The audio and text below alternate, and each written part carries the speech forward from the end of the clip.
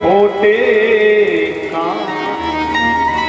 इसके बाद जहां यज्ञ मंडप था वो इतना सुंदर बनाया भगवान कन्हैया ने, जल की जगह थल, थल की जगह जल दिखाई देता था। इतने सुंदर शिल्पकार आए थे उस जमाने में। तो दुर्योधन निकला, जहां पानी भरा वहां बिना धोती समेटे भीज गया और सूखे में धोती समेट ली, सो रपट के गिर पड़ा। इतने में वो हंस पड़ी कौन? द्रुपद सुतासी बाल, और बोली अंधे बाप का है अंधाई लाल। आज में जानते ही अंधों के अंधे ही पैदा होते थे। इन दो शब्दों ने द्रौपदी के इतना भीषण कुरुक्षेत्र की भूमि को रक्त रंजित करा दिया। आज भी आप जाइए तो मिट्टी लाल मिलती है। यही दो शब्द थे द्रौपदी के, जिससे लाखों माताओं के सिंदूर उजड़ गए थे, हजारों घरों के चूल्हा जलना बंद हो गए थे। बाप जवान से तीर कमान से निकल जाए तो फिर वापस नहीं आता। ये वाणी चाहे तो गले में माला डलवा देगी, ये वाणी चाहे तो गोली और लाठी चलवा देगी। ऐसी वाणी बोलिए मन का पाखो, औरन को शीतल करे आप शीतल हो। काना किनको लेत है, ये कोयल किनको दे,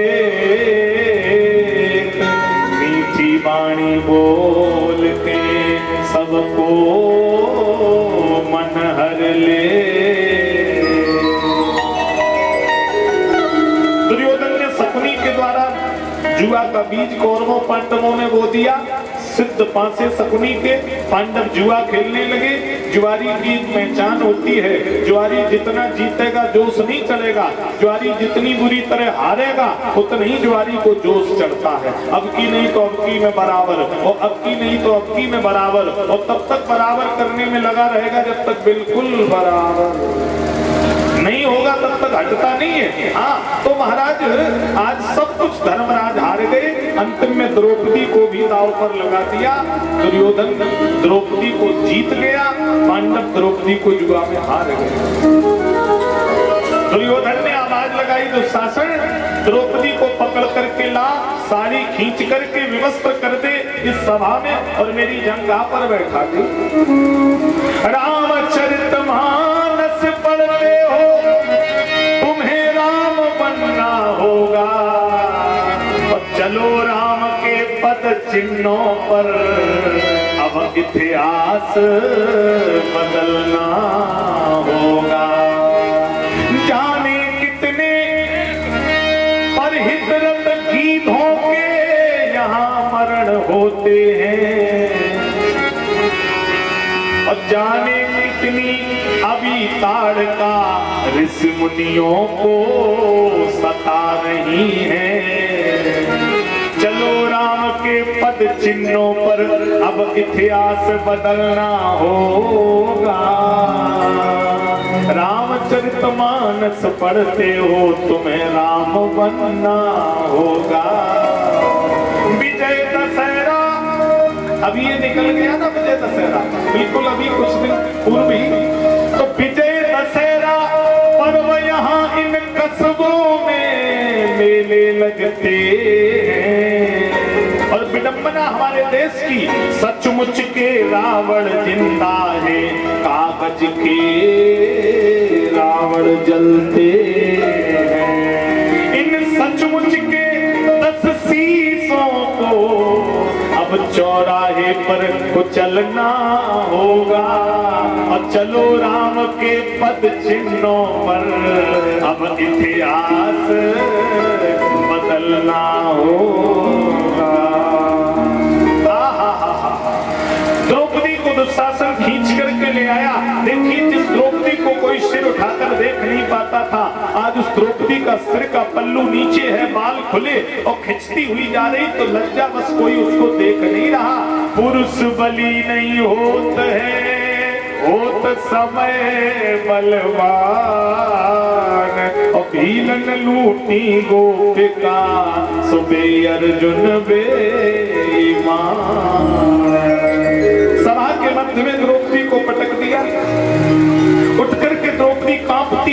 खड़ी हुई जुआरी पति की, सामने अर्जुन दिखाई दिए तो द्रौपदी चिल्ला पड़ी, जुआरी पति की मैं त्रिया की गति हूँ और सखी में जुए में देखो देखो धरी जा रही हूँ। और इतना ही नहीं, बोले कसाई के हाथों में बिकी जा रही हूँ और सखी में जुए में धरी जा रही हूँ। आज दुशासन जैसे ही साड़ी खींचने को आगे बढ़ा, द्रौपदी ने देखा द्रोणाचार्य, कृपाचार्य, गंगा पुत्र, भीष्म पितामह, धृतराष्ट्र, धर्मराज, पांडव, भीम सब बैठे हैं। द्रौपदी ने कहा, दुशासन दुर्योधन तेरी मति मारी गई। दुर्योधन ने कहा, द्रौपदी सुन मेरी बात, द्रौपदी अंध सुत अंधा हूँ, अंधों का बाप भी अंधा है और अंधों का समाज भी अंधा है। अंधों के सामने हो विवस्त्र, बतलाओ तो लज्जा क्या है। इसी में चल रहे थे, इसी राग में। अंधों के समाज में अंधे हैं और अंधों के सामने तू विवस्त्र होगी तो लज्जा किस बात की। द्रौपदी, द्रौपदी के आंख में आंसू आ गए। आज जैसे दुशासन ने साड़ी खींचना शुरू किया, द्रौपदी ने देखा अर्जुन के आंख से आंसू निकलने लगे। अर्जुन को कभी रोते हुए द्रौपदी ने नहीं देखा। आज जब पहली बार अर्जुन को रोते देखा तो द्रौपदी समझ गई कि कोई अघटित घटना घटित होने वाली है। भीम को क्रोध आया, उठाई गदा, दे मारी गदा भूमि मंडल। ठहर जा दुशासन, अभी तेरे टुकड़े टुकड़े कर दूंगा। अलग हिल गया विश्व समरजित सारा। धर्मराज ने पकड़ लिया, तुम्हें मेरी सौगंध है भीम भैया, आज हम द्रौपदी को हार गए हैं तो हारी हुई वस्तु पर हमारा अधिकार नहीं होता। इतना कहा तो भीम मूर्छित होकर सभा में गिर पड़े, गदा हाथ से धरती पर गिरी। द्रौपदी चीख पड़ी और द्रौपदी क्या कह रही है, दुनिया के लोगों से आसान न किया करना, जब कोई न हो अपना, सिया राम कहा करना, जब कोई न हो अपना, सिया राम कहा करना। कुछ लोग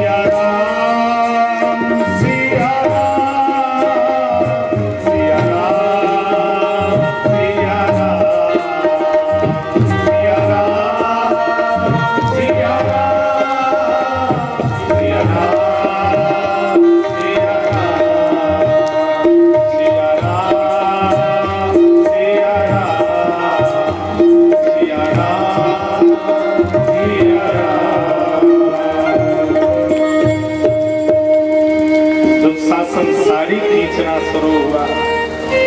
द्रौपदी की अंतिम आस भीष्म पितामह पर लगी है। देखिए, पितामह कभी द्रौपदी को अपने घर की बहू नहीं मानते थे।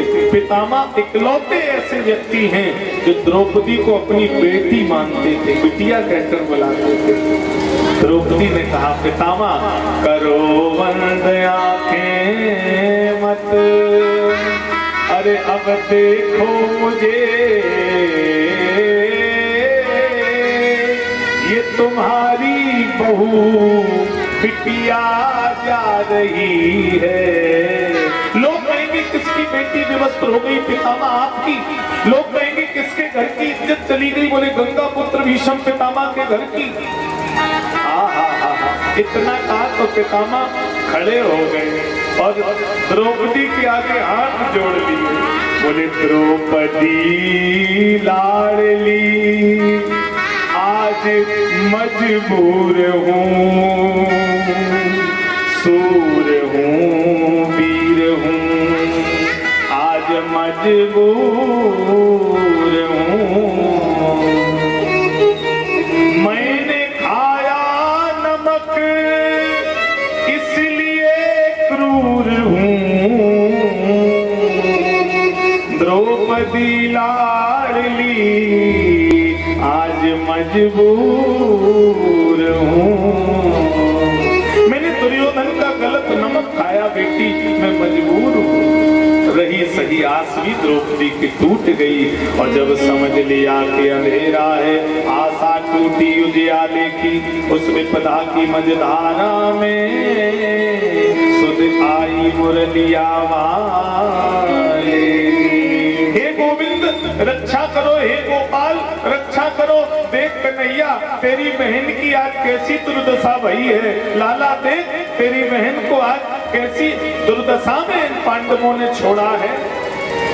जैसे ही द्रौपदी चिल्लाना शुरू हो गई, आवाज द्वारका में पहुंची। रुक्मिणी, जामवती, सत्यभामा, कालिंदी, मित्रविंदा, नंदिनी, आठों रानियों में चीख पुकार मच गई। सब द्वारकाधीश के समक्ष गई। गोविंद गजब हो गया, आज आपकी बहन विवस्त्र हो गई तो फिर संसार में आपको दीन बंधु कौन कहेगा? प्रभु एक बार नेत्र खोलिए। भगवान नेत्र बंद करके बैठे। सारी द्रौपदी दांतों से दबाए, एक झटका लगेगा तो द्रौपदी विवस्त्र हो जाएगी। देखिए कितनी जटिल परिस्थिति है। रुक्मिणी रोकर कह रही, गोविंद आपको मेरी सौगंध है, आपको वो दिन याद है कि नहीं जब दष्टौन एकादशी का दिन था, भगवान द्वारकापुरी में गन्ना खा रहे थे दष्टौन एकादशी के दिन, और गन्ना भगवान की कोमल अंगुली पर लग गया तो रक्त बहने लगा। रुक्मिणी भागी, कोई वैद्य को लेकर आओ। जामवती भागी, अरे कोई दवा लेकर के आओ। सत्यभामा बोली, अरे कोई दासी को लेकर आओ, सरकार की अंगुली से खून बह रहा।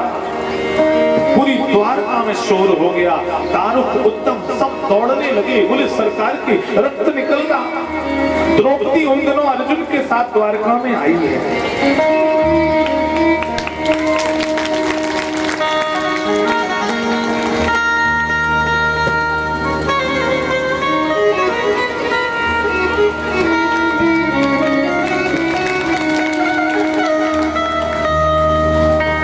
द्रौपदी द्वारका में अर्जुन के साथ रुकी है। द्रौपदी को कान में आवाज आई कि सरकार की अंगुली से खून निकल रहा।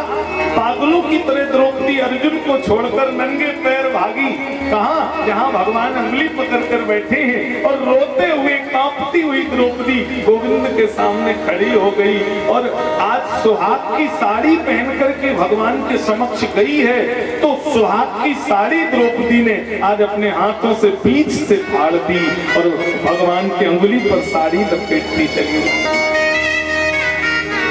भगवान बोले, द्रौपदी तू पागल है गई है, तूने सुहाग की साड़ी फाड़ दी, ये क्या कर दिया? अपराध कर दिया तूने, तुझे लज्जा नहीं आई? द्रौपदी ने कहा, प्यारे घनश्याम यदि काम आवे आपके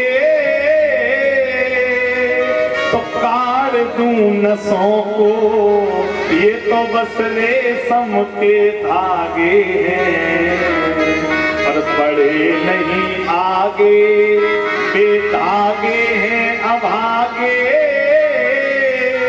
और भाग उन्हीं के जागे जो अंगुली पे लागे हैं। आज भगवान कह रहे हैं ये धागे नहीं है द्रुपद सुते, ये धागे प्रेम का बंधन है, और जिसमें आजीवन के खातिर बंध चुका आज मन मोहन है। रोने लगे हजारों साड़ियां लेकर मैं तुझे संकट से बचाऊंगा, और तुझे याद रखना द्रुपद सुते मैं तुम्हारे काम आऊंगा। रुक्मिणी कह रही प्रभु ये वही द्रौपदी है जिसने आपके लिए सुहाग की साड़ी फाड़ दी थी, आज आप चले जाओ ना। भगवान ने नेत्र खोले और इतने रोए कि द्वारकाधीश सिंहासन से मूर्छित होकर नीचे गिर पड़े। रुक्मिणी बोली कोई जल लेकर के आओ, न जाने मेरे सरकार की क्या दशा हुई। जल का मार्जन किया। भगवान बोले रुक्मिणी मुझे अच्छा नहीं लग रहा, आज मेरी बहन विवस्त्र हो रही है। रुक्मिणी जी ने आंख के आंसू पहुंचे, बोले प्रभु आप तो सर्वांतर्यामी हैं, आप क्यों नहीं जाते हो, आप रो क्यों रहे हो। साड़ी द्रौपदी दांत से दबाए कृष्ण कृष्ण कृष्ण चिल्ला रही। भगवान बोले रुक्मिणी अभी भी द्रौपदी मेरे ऊपर पूरा भरोसा नहीं कर रही, क्योंकि मुझसे ज्यादा भरोसा ये अपने दांतों पर कर रही है, और जीव जब तक पूरा भरोसा मेरे ऊपर नहीं करता मैं उसको उठाने नहीं जाता। आज जैसे ही एक झटका साड़ी में लगा, साड़ी दांत से निकल गई। द्रौपदी चिल्ला पड़ी, हाँ कृष्ण चंद जल्दी आओ, आशाएं सारी छूट गई। और जब आए शब्द मुख से निकला तो दांतों से छूट गई। आज जैसे साड़ी दांत से छूटी, भगवान की पगवाई कहीं गिरी, मोर का पंख कहीं गिरा, पैदल भगवान नंगे पैर दौड़ पड़े, रोते जा रहे, विलखते जा रहे। रुक्मिणी जी ने देखा अभी तो जा नहीं रहे थे, और अब ऐसे भागे जैसे खुद पर तन पड़ी हो। मेरे भाई साड़ी बीच नारी है, किनारी बीच साड़ी है, और साड़ी की किनारी है, किनारी की ही साड़ी है, साड़ी में ही नारी है, किनारी में ही साड़ी है। आज समझ में नहीं आ रहा कि नारी में साड़ी है कि साड़ी में नारी है। इतनी साड़ी द्रौपदी के शरीर से प्रकट हो गई। दुशासन खींचते खींचते थक गया। गुरुदेव भगवान कहते हैं 10,000 बलवत थको पर घटो न 10 गज चीर, और बापों को कर सकत का जग रक्षक है रघुवीर। दुशासन मोहिनी भर नीचे गिरा, अचेत हो गया दुशासन। आहा 10 गज साड़ी अलग नहीं हो पाई। कितनी साड़ियां लेकर आए मैं नहीं जानता, पर कलर कौन कौन से आप सुन लीजिए। सुंदर सफेद सब्ज बैगनी हरे रे पीले, साल के साल यार बहुत तक दर्शाए हैं। कपूरी कलौजी कपासी सुआ पंखी रंग, और धानी आसमानी आसमान लो छाए हैं। द्रौपदी के काज आज ब्रजराज बन बजाज, द्रौपदी के काज आज ब्रजराज बन बजाज, और लाज के जहाज मानो वे द्वारका से ले आए। आज ये लग रहा कि भगवान साड़ी बेचने वाले बजाज बन गए हो, और साड़ियां जहाज में भर भर के द्रौपदी के लिए लेकर के आए हो। मेरे भाई अरे बैकुंठ में जाकर गिरधारी गिरवर को उठाना भूल गए। बैकुंठ में जाकर गिरधारी को उठाना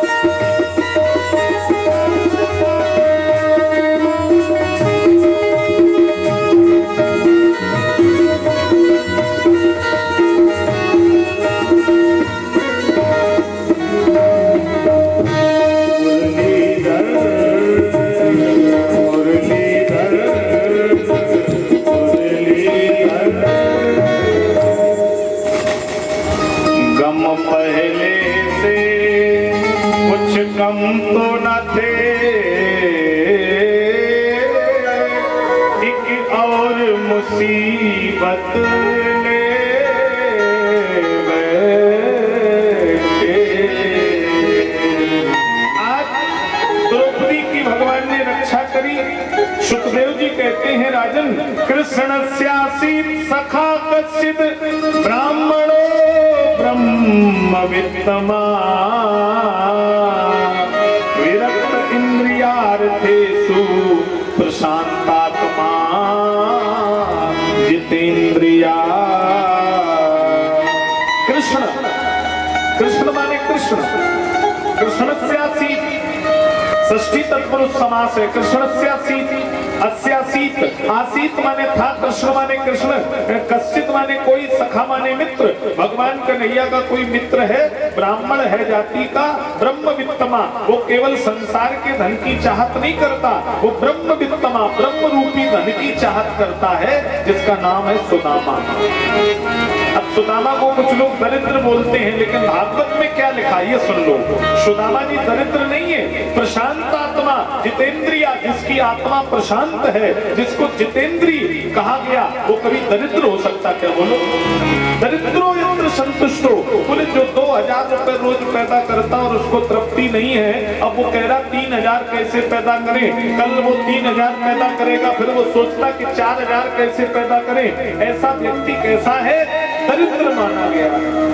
और जो 250 रुपए की मजदूरी करके रात्रि में सो जाए और कहे पत्नी से टेंशन मत लेना, क्यों? बोले आज 250 रुपया फिर कमा लाएंगे। तो गोधन गज धन बाज धन और रतन धन खान, और जब आवे संतोष धन तो सब धन धूरी समान। संतोष रूपी धन सुदामा जी के जीवन में है। किसी कवि ने कह दिया, जहां ना पहुंचे रवि तहां पहुंचे कवि। विप्र सुदामा बसत है सदा आपने धाम, और भिक्षा कर भोजन करे, यहीं जपे हरि नाम। सुदामा जी जितेंद्रिय हैं, भिक्षा करके जीवन यापन करते हैं। बड़ा दिव्य सुदामा जी का चरित्र है मेरे भाई। और रात्रि में जब सुदामा सोते हैं तो सुशीला को एक कथा सुनाते हैं। देखिए, भोजन और भजन आप भी परिवार के साथ किया करें। भोजन जब भी करें तो सब लोग एकत्रित होकर के करने का प्रयास किया करें, और भजन रात्रि में सोने से पहले 5 मिनट सब लोग किया करें। उससे जीवन की दिशा और दशा दोनों बदलेंगे। मेरे गुरुदेव भगवान कहते हैं 100 वर्ष की आयु हो जाएगी अगर 4 बातें जीवन में धारण कोई कर ले। 100 वर्ष की आयु। नंबर 1, आधा करे भोजन, भोजन करे आधा, भोजन बहुत ज्यादा नहीं, लिमिट में लेना चाहिए। भोजन करे आधा, पानी पिए दुगना, व्यायाम करे तिगुना। भोजन से 3 गुनी मेहनत शरीर में होगी तो वो भोजन सही शरीर में अपना स्थान बनाएगा। भोजन आधा, पानी दुगना, व्यायाम तिगुना, और भजन करे 100 गुना तो उसकी उम्र 100 वर्ष की हो जाएगी। कोई संदेह नहीं है।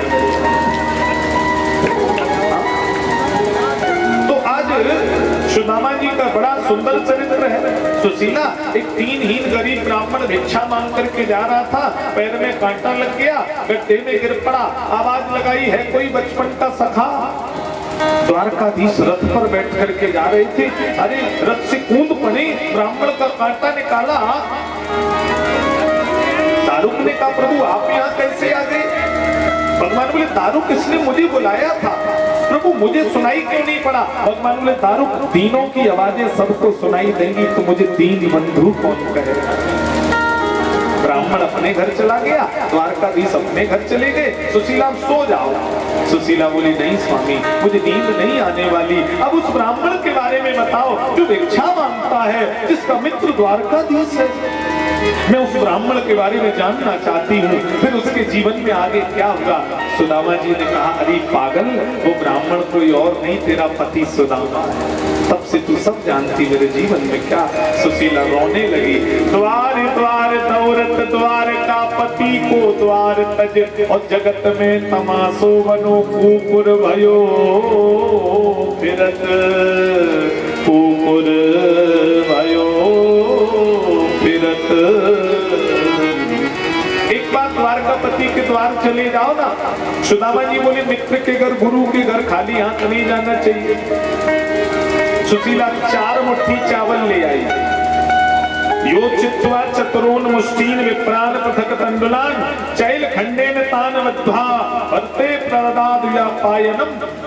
एक मुट्ठी टूटे चावल, एक मुट्ठी चिकटे चावल, एक मुट्ठी लंबे चावल, एक मुट्ठी मोटे चावल। क्या सुशीला 4 मुट्ठी चावल साबुत नहीं ला सकती थी? दूना क्षेत्र के माता भाई बहन ध्यान से सुन ले, किसी के घर मजूरी कर लेती तब भी 4 मुट्ठी साबुत चावल ला सकती थी, पर नहीं लाई। क्यों? जानती है सुदामा परम विरक्त है, ये द्वारकाधीश के सामने जाकर भी कुछ भी मांगने वाला नहीं है। सुदामा जी कहते हैं, मैं अगर तुमसे जो मांगू तो न तुम देना मुझे, वरना फिर आशिक नहीं मजदूर हो जाऊंगा। मैं अगर देखूं तो देखूं, तुम न मुझको देखना, तुमने अगर देखा तो फिर मशहूर हो जाऊंगा मैं अगर चाहूं तो चाहूं, तुम न मुझको चाहना, तुमने अगर चाहा तो फिर मगरूर हो जाऊंगा मैं अगर तड़पूं तो दृग से बिंदु टपकाना ना तुम, वरना आंखों से तुम्हारे दूर हो जाऊंगा मैं। क्या भाव मित्र जी ने दिया मेरे। तो सुशीला कह रही कि जब सरकार मेरे घर का दिया हुआ देखेंगे कि अरे इसके घर तो 4 मुट्ठी चावल भी साबुत नहीं है, तो अपने मन से ही मेरे घर के लिए कुछ स्वाद का धीस भेंट लेकर के भेजे। धन्य है सुदामा जी। आज सुदामा जी 4 मुट्ठी चावल लेकर के जा रहे हैं द्वारकापुरी के लिए। कार्यकर्ता बीच में थोड़ी गैलरी बनवा दे, क्योंकि सुदामा जी की झांकी का आप लोगों को दर्शन कराया जाएगा। कल की तरह बीच में थोड़ी गैलरी बनवा दे। रस्ते भर रो रो कर पूछा